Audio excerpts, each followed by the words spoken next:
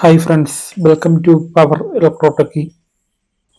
Restoration video ചെയ്യണമെന്ന് മോഹമായി ആഗ്രഹക്കട ചെന്നപ്പോൾ ഇതുകൊണ്ട് കിടക്കുന്നു ഒരു പഴയ എമർജൻസി ലൈറ്റ്.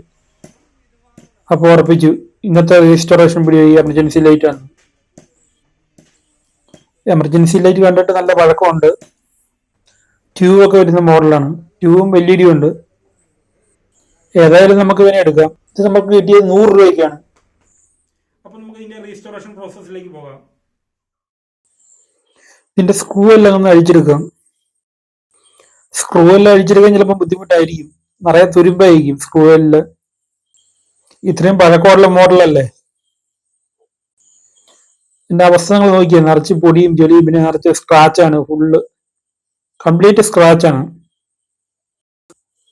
ബാക്കിലും ഫ്രണ്ടിലും നിറച്ച് സ്ക്രാച്ചാണ്.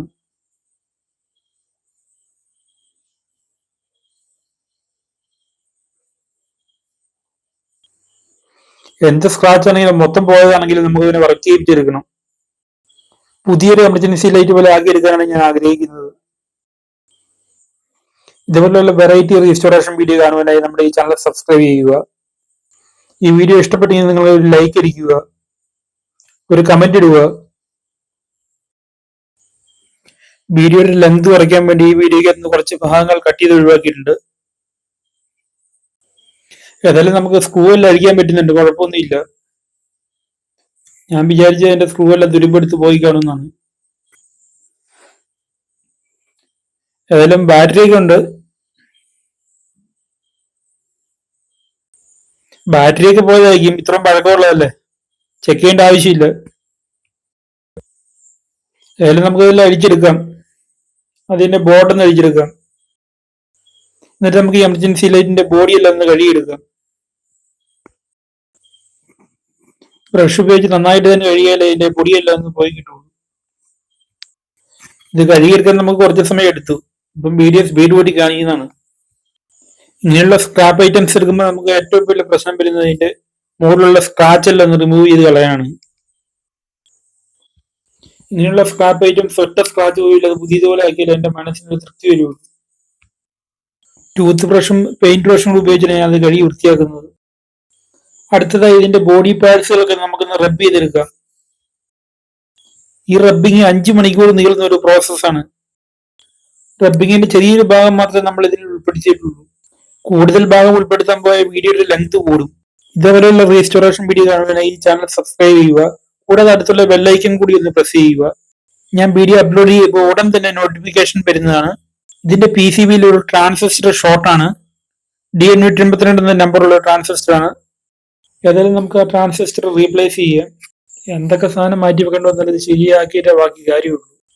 DN152 ട്രാൻസിസ്റ്റർ കുറച്ചെണ്ണം എന്റെ സ്റ്റോക്ക് ഉണ്ടായിരുന്നു, അതുകൊണ്ട് പെട്ടെന്ന് റീപ്ലേസ് ചെയ്യാൻ സാധിച്ചു. ഇതാണ് ബേണായിപ്പോയ ട്രാൻസിസ്റ്റർ. ഇനി ഇവനെ എടുത്ത് ദൂരോട്ട് ടയർ വെച്ച് കൊടുക്കുക.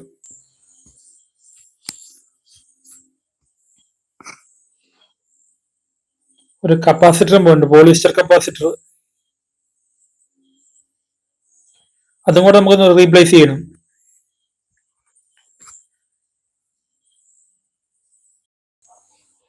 അതിന് ചേരുന്ന ഒരു കപ്പാസിറ്റർ നമുക്ക് വേറൊരു ബോർഡിൽ നിന്ന് കിട്ടിയിട്ടുണ്ട്. അങ്ങനെ കപ്പാസിറ്ററും ട്രാൻസിസ്റ്ററും റീപ്ലേസ് ചെയ്തു. ഇനി നമുക്ക് ഈ PCB ഒന്ന് ക്ലീൻ ചെയ്തെടുക്കാം. ക്ലീനിങ്ങിന് വേണ്ടി ഞാൻ ഉപയോഗിക്കുന്ന തിന്നറാണ്. നന്നായിട്ട് തന്നെ നമുക്ക് ഉറച്ചൊന്ന് ക്ലീൻ ചെയ്തെടുക്കാം.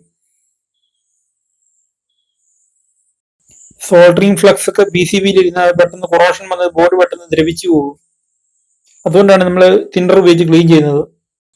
ഇനി നമുക്ക് PCB ഒന്ന് ചെക്ക് ചെയ്യാം. ബാറ്ററി എല്ലാം കൊടുത്ത് 6 വോൾട്ട് ലെഡ് ആസിഡ് ബാറ്ററിക്ക് ഞങ്ങളുടെ നാട്ടിൽ 380 ആണ്. നിങ്ങളുടെ നാട്ടിൽ എത്ര വില എന്ന് കമന്റ് ചെയ്യുക.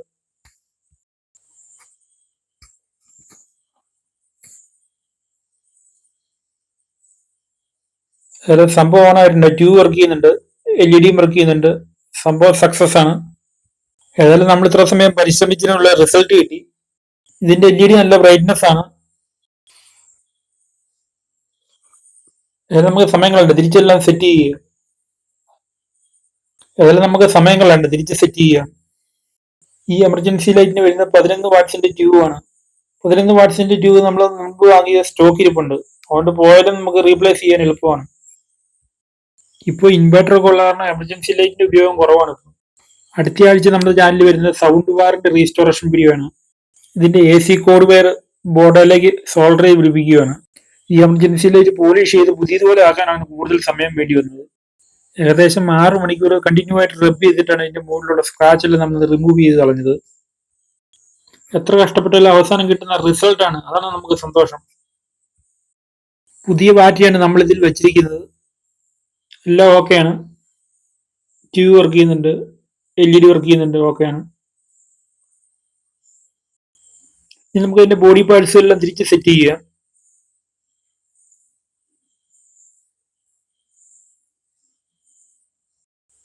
ഇനി ഇതിന്റെ ഡിഫ്യൂസർ ഫ്രണ്ട് ഗ്ലാസ് നമുക്ക് തിരിച്ച് സെറ്റ് ചെയ്യാം.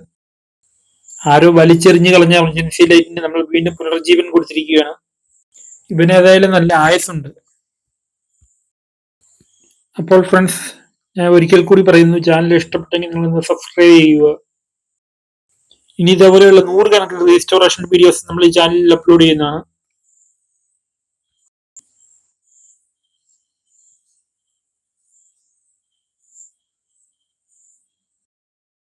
കുറെ സമയം എടുത്ത് റബ്ബ് ചെയ്തിട്ടാണ് ഈ ഫ്രണ്ടിൽ കാണുന്ന ഈ ഗ്ലാസിന്റെ ഈ സ്ക്രാച്ച് എല്ലാം നമ്മളൊന്ന് റിമൂവ് ചെയ്ത് കളഞ്ഞത്.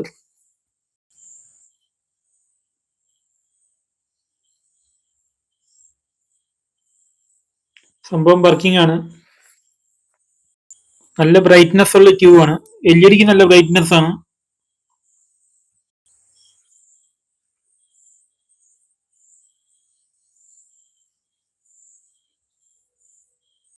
നോക്കിക്കോ ഫ്രണ്ട്സ്, ഒറ്റ സ്ക്രാച്ച് പോലും ഇല്ല, പുതുപുത്തം പോലെ ഇല്ലേ. നല്ല ഫിനിഷിംഗ് ആണ്. അപ്പോൾ ഫ്രണ്ട്സ്, താങ്ക്സ് ഫോർ വാച്ചിങ്.